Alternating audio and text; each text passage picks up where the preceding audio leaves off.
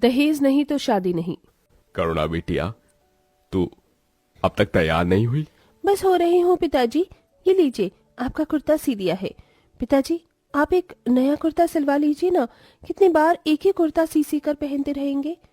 गरीब रामदास अपने कुर्ते की ठेकरी को निहारते हुए उसे पहन लेता है। थोड़ी देर में गरीब रामदास अपनी दोनों बेटियों करुणा, पूजा और पत्नी सुलोचना के साथ मुखिया के घर आ गया, जो कि खूब सजा धजा था और दूल्हे का तिलक चढ़ाया जा रहा था। तिलक संपन्न हुआ। अब मैं लड़के वालों को वधू के पिता का दिया गया दहेज बता देता हूँ। 11 किलो सोना, 21 किलो चांदी, फर्नीचर का सामान, गाड़ी, फल, मिठाइयाँ और 10 लाख रुपए नकद दिया गया है। क्या बात है मुखिया जी, आपने तो बेटी को दहेज में बहुत कुछ दिया है। ये सुनकर अमीर मुखिया मुझे ऐंठते हुए ताऊ से बोला, अरे पंडित जी, बेटी दे रहा हूँ तो दहेज तो देना ही था। इतना सब दिया गया दहेज देखकर गरीब रामदास मन ही मन चिंता से भर जाता है। मुखिया जी ने अपनी बेटी को कितना सारा दहेज दिया है। कल को मुझे भी तो अपनी करुणा की शादी करनी है, पर खुद को बेच भी दूंगा तो भी मैं गरीब अपनी बिटिया को इतना दहेज नहीं दे पाऊंगा। दहेज एक ऐसी खोखली रीत है जिसमें शादी की आड़ में लड़के वाले किसी सौदागर की तरह अपना लोभ लालच रखते हैं, जिसमें एक बाबुल का मन व्यथा में रहता है। फिर घर आकर रामदास ने कहा, सुलोचना, हमारी करुणा भी बड़ी हो गई है, हमें भी इसके हाथ पीले कर देने चाहिए। ये सुनकर करुणा की आंखें नम हो जाती हैं। लेकिन पिताजी, मेरा सपना आईपीएस बनने का है।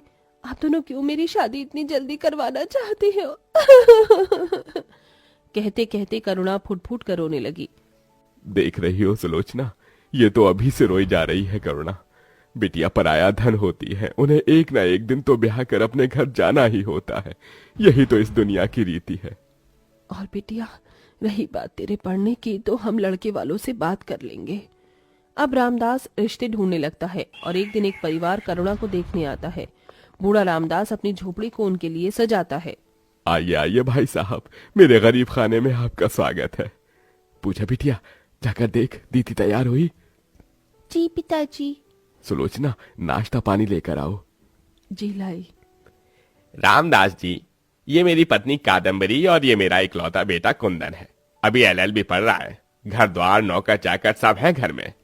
असल में जो बातें दीनानाथ रामदास को कह रहा था, वो असल में अपनी पत्नी के सिखावे में झूठ मूठ की फेका लोची कर रहा था। तभी करुणा अपनी माँ की बड़ी पुरानी बनारसी साड़ी पहनी, माथे पर एक बिंदी लगाए सादगी में आई। जी लीजिए, आ गई मेरी बिटिया करुणा। कहते हैं ना, ईश्वर भले बेटियां एक गरीब के घर ही देता है, मगर साथ में उसी रंग रूप भी रज रज के देता है। करुणा का गोरा दूधिया रंग रूप और तीखे नैन नक्श देखकर कादम्बरी ने कहा, भाई साहब, हमें आपकी बेटी पसंद है, ये रिश्ता पक्का। तभी हिचकते हुए गरीब पिता बोला, तो आप लोगों की दहेज की क्या मांग है? हमारी तरफ से कोई मांग नहीं है, जो तुम्हें ठीक लगे वो दे देना। दहेज से मना करते देखकर कादम्बरी ने दांत पीस लिए। जाने कैसा भोला दासपति है मेरा, मुंह फाड़कर फट से मना कर दिया, दहेज नहीं चाहिए। समधन जी, समधी जी, आप लोगों ने भले कुछ नहीं मांगा, मगर हमसे जितना होगा हम देंगे। रिश्ता पक्का हो गया। अब रामदास कड़ी मेहनत करने लगा। जो भी काम उसे मिलता वो कर लेता, फिर चाहे सड़क पर झाड़ू लगाने का हो या फिर बोरी ढोना। फिर एक दिन सुलोचना डबडबाई आंखों से बोली, सुनो जी, तुम्हारी मेहनत मुझसे देखी नहीं जा रही है। मैं सोच रही हूँ 2-4 घर पकड़ लूं। कोठी में रोटी बनाने का, ज्यादा नहीं तो बेटी को दहेज में सोने के लिए बेड ही दे देंगे, फ्रिज वगैरह भी। बेटी का दहेज उठाने के लिए दोनों खूब मेहनत करने लगते हैं। शादी के टेंट और हलवाई को खर्च के पैसे देने के बाद वो बाकी के पैसे जो बचते हैं उनसे दहेज में देने के लिए फ्रिज, बेड और बर्तन सेट खरीदते हैं। शादी का दिन आ जाता है। कादम्बरी और दीनानाथ बड़े धूमधाम से बेटी की बारात लाते हैं। तभी लड़के वालों में से एक आदमी साज सजावट और दहेज देखकर मुंह सिकोड़कर बोलता है, अरे ये किन गरीबों के घर रिश्ता कर दिया है तुमने अपने बेटे का दीना भाई? देखो तो, दहेज में बस एक बेड, फ्रिज और स्टील के 4 बर्तन दे रहे हैं। क्यों जी, क्या हमारा कुंदन इस लायक भी नहीं कि ये लोग दहेज में एक गाड़ी देते? हाँ? दीनानाथ बौखलाया हुआ रामदास से आकर भरी बारात में बीच में बोला, अरे क्यों रामदास, बेटी को बस एक बेड और फ्रिज ही दिया गया दहेज में। पर समधी जी, आपकी तो कोई मांग नहीं थी। क्योंकि हमें लगा था बिना मांगे ही बहुत कुछ मिल जाएगा। दहेज नहीं तो शादी नहीं, साफ बात है भैया। ये सुनकर रामदास ने पगड़ी उतारकर लड़की वालों के पैरों में रख दी। ऐसा मत कीजिए, एक दहेज के लिए ये रिश्ता मत तोड़िए। करुणा किसी गूंगे की तरह पिता का अपमान होते हुए देख रही थी। लड़के वाले उस गरीब पिता की पकड़ी कुचलकर शादी तोड़कर चले जाते हैं। मंडप की धधकती अग्नि को देखकर करुणा ने कसम खाते हुए कहा, मुझे सौगंध है इस अग्नि की, इस समाज को मैं दहेज प्रथा से मुक्त करके रहूंगी। मैं आईपीएस बनूंगी बाबा। करुणा की शादी टूट जाने की वजह से सारा समाज रामदास पर थू थू करता है। अरे देखो देखो कैसा बाप है, बेटी की शादी में दहेज भी न दे सका, लड़के वाले बारात लट कर ले जा रहे हैं। अरे तू है ऐसे बाप पर। रामदास भरी मंडप में गिरकर फूट फूट कर रोने लगा।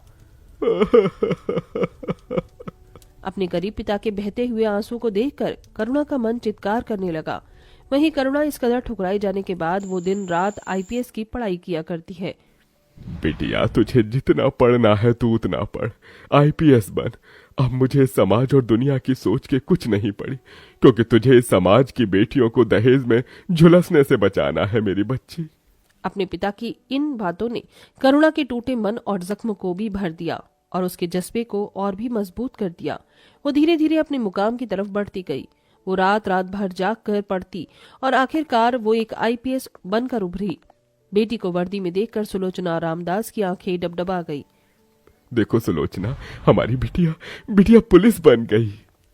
हाँ जी, मुझे तो अपनी आंखों पर विश्वास नहीं हो रहा है कि हमारी करुणा खाकी वर्दी में हमारी आंखों के सामने खड़ी है। तभी करुणा का फोन बज उठा। Yes inspector. हाँ, तुम पहुंचो, मैं बस आ रही हूँ। करुणा पुलिस जीप में बैठकर एक स्थान पर पहुंचती है जहां शादी चल रही थी और लड़के का पिता दीनानाथ ही गरीब लड़की वालों को दहेज के लिए भरे समाज में अपमानित कर रहा था।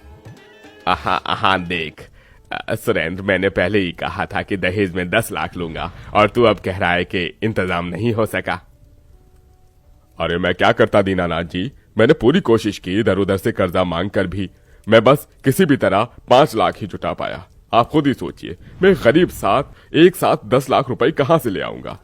तभी दीनानाथ घमंड में अकड़ते हुए बोला, देख भाई, दहेज नहीं तो शादी नहीं। अगर तू दहेज नहीं दे सकता तो फिर मैं मेरी बेटी की बारात वापस लेकर जा रहा हूं।